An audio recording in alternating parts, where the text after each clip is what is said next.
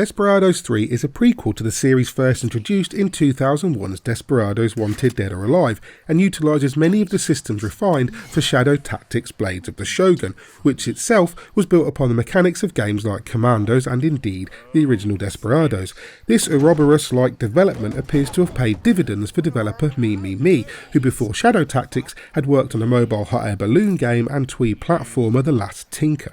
The huge success of Shadow Tactics marks Me as the best choice to pick up where original developer Spellbound Entertainment left off, and having spent a number of hours with 5 missions of Desperados 3, I can happily confirm that these are the hombres for the job. Desperados 3 feels not only like a spiritual successor to Blades of the Shogun, but a tacit entry into its own existing franchise. It all just clicks, and the stealth-based tactical gameplay is some of the best I've ever played.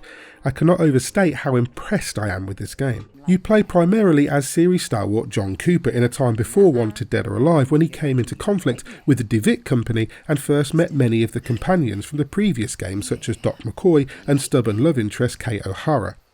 The beta build comes with the first 4 missions and missions 8 and 10, put together to let us get a feel for the systems and characters without spoiling too much of the campaign story. The first mission acts as a prologue and tutorial as Cooper's dad takes him through the ropes of stealthing, killing and distracting enemy gunmen.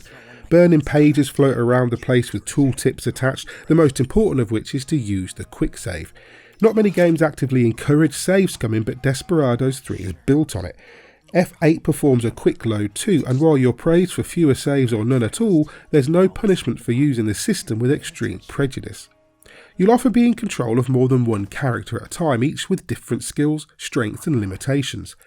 Cooper, for example, is a dab hand with a throwing knife and a crack shot with 2 pistols, while Doc McCoy has a long-range scoped handgun and burly trapper Hector has no ranged attack but is the only character who can take out the heaviest enemies with his huge woodsman's axe, or lay down a brutal man-trap to cut unsuspecting cowpokes in half. Some characters can't climb, some can't fight hand to hand, while some, like Isabel, can use actual voodoo to confuse and temporarily turn the enemy. Using the right character for each situation is crucial, as is hiding bodies and keeping an eye on patrol routes and vision cones. You'll regularly be infiltrating areas heaving with enemies, but many areas also have environmental hazards like loose boulders, or a horse or mule kick anyone behind it should Cooper anger it with a well-aimed coin flick. You can hide behind cover or in hay bales and brush, but now and then you'll have little option but to start shooting, and coordinating an attack is a thing of rare beauty. Hitting shift enters showdown mode, allowing you to get all your characters into position and queue up a move each, be it a melee takedown, firing a shot or activating a hazard, and punching enter causes all characters to perform their actions simultaneously. It never feels less than ridiculously cool. You're rewarded for things like speed and non-violence, and for specific elements such as taking out rare targets or completing objectives in certain ways. My favourite mission of the demo, and it was a close run thing, was mission 3 in the town of Flagstone, where the objective was to kill 4 bosses of the DeWitt Company. It wouldn't rival something like Hitman, although a Hitman-themed Shadow Tactics would be superb, but there were several options for each assassination. One I poisoned with laudanum while she sat in a brothel, the other I dropped a church bell on, I orchestrated murder by bull for the third. I'll admit the fourth I just speared in the throat with a throwing knife because sometimes simplicity works. I missed out on an achievement for that though. The release delay from last year to this one worried some fans, but if the devs have put it on hold to bring the quality up to this level, then it's time well spent.